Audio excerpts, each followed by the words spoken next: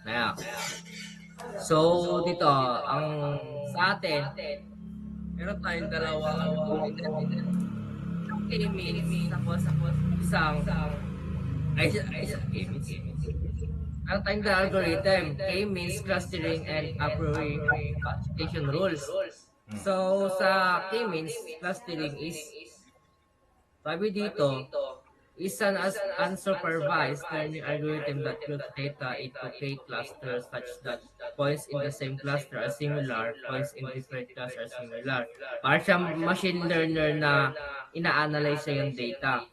So, when to use k-means, customer segmentation, product groupings, market analysis, and message compression. Yun ang pwede natin gamitin itong use k-means. So, ang atin is yung product grouping.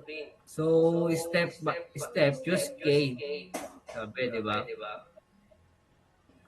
So, choose K. And number 3, and learn algorithm. And insert natin yung ginawa ating sales data. So, dito yung ito yung kanya na, yung data set. So, sa cluster 1, naglo ko na naman.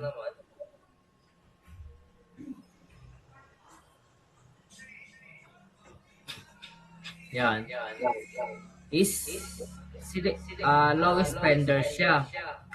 So, makakuha natin dito, less than kanina, nakuha natin yan is, sabi natin yung medium, kukuha natin si medium, less than 45, ganon. 45. Then yung buo na yon, yung less than 45, yun na yung kukunin natin. So ito na yun, 500, 5,000, 6,000, to 5,000, to 1,500. Tapos yung mga lowest na yan. And yung pinakababa is yung medium. Ito na yung susunod. Pero dito is naging high siya. So makita nyo dito, naging high siya. So, ganoon na lang. Tingnan nyo na lang kung mataas siya. At nagbabago-bago yung data natin. Oh, tapos, paano natin nakuha yan? So, ikan natin dito. Pag-conditional tayo dito na 90K. 1, 2, 3. So, ito yon. Ito na yung ito na yung high niya. 90K, 135. So, makita nyo dito, nakuha natin. Tatlong 90K, 1, 2, 3. Tapos 135. 1, 2, 3, 135. So, ayan na yung high. So, sa medium naman, yun kanina, ikukan na lang natin, less than to 30K.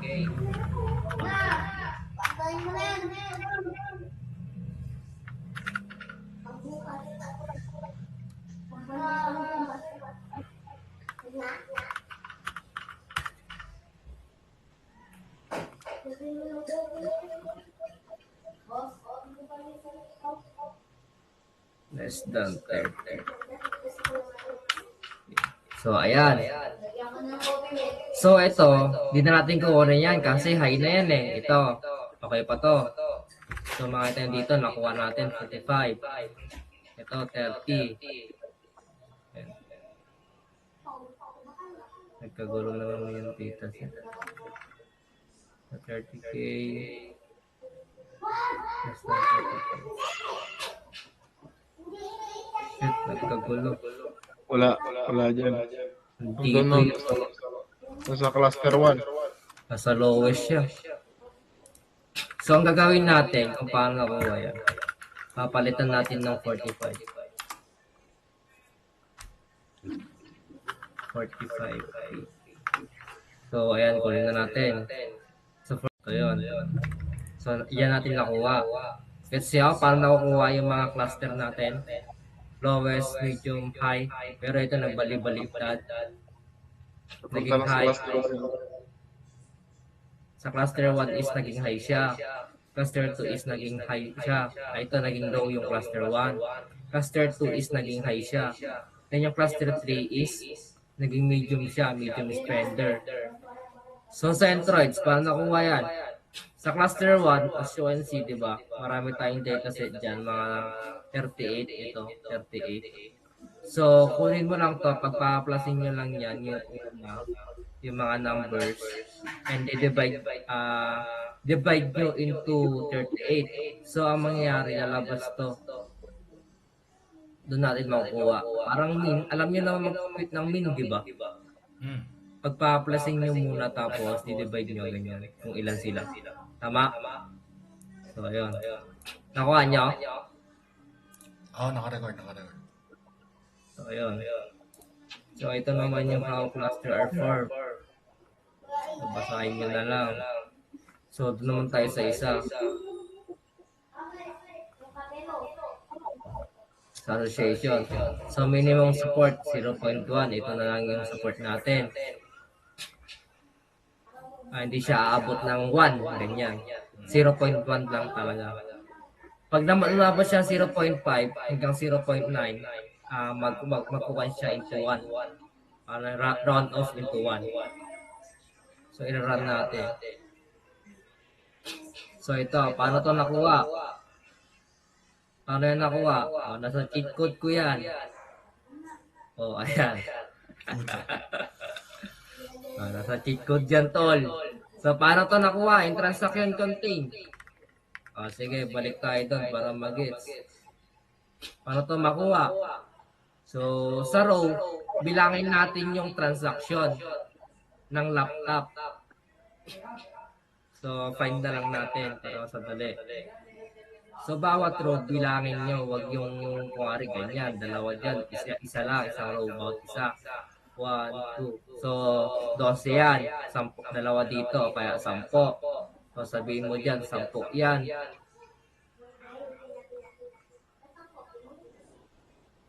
Yan, 10 na yon. Tapos bilangin nyo naman yung transaction ng 45K. Lipat naman natin dyan. So, ayan, ito yung sabi ko, huwag niyong bilangin na isa yan. Bawat po ang bilangin nyo. 1, 2, 3, 4, 5, 6, 7, 8, 9, 10. So, 10 yun. Bilangin ko ulit. 1, 2, 3, 4, 5, 6, 7, 8, 9, 10, 11, 12. So, 12. So, tignan niya kung makakuha natin to. I-divide natin siya into 12. Hindi. Baliktad pala. Baliktad pala yan. Cancel. Ito pala yung confidence niya. Kinompute ko naman yung confidence niya. So, paano computein? Ito. Bilangin natin yung laptop. So, ilan yung laptop? 10. Ilan yung row? Ilan yung row na kinan natin? 51. So, divided by 51. So, ang lalabas dyan. Ayan. Lumabas siya. Kanya? 1960, 78. Diba? Lumabas siya, hindi. Lumabas. Hindi. Ang ina mo. Lumabas na nga, 9 yung nasa dulo. 5 yung nasa dulo niya, no? Ni-round off nga. Bakit hindi? Round off nga ni laptop tapos yung sales or price ng 45K. So kanina ang laptop mo is 10. Dapat is lowest to highest siya. Kapag divide yung highest yung una tapos lowest yung iba kasi magiging positive na yon. Dapat magiging negative yan. Divide by 12. So, lalabas yan, 0.83. So, paano ito nakuha? So, itong laptop na to, same lang naman sila, di ba? Pero, ang nangyari dyan, isikinan niya.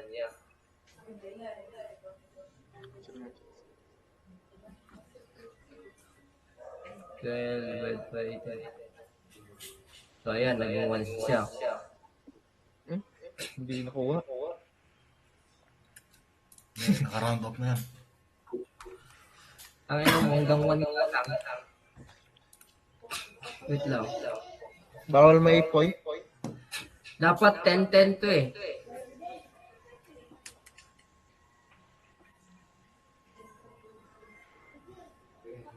Ay, nakulit.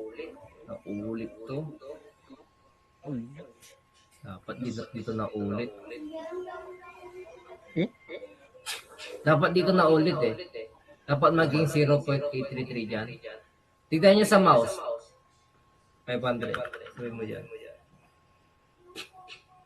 1, 2, 3. Putang ina, ang dami naman kasing 0, 0, 1, 2, 3, 4, 5, 6, 7, 8, 9, 10. O, 10. Kaya na asin naman atay nilagay nyo. Ano tayo nagpapaalat? Asin. Bobo. Na punong-puno pa oh.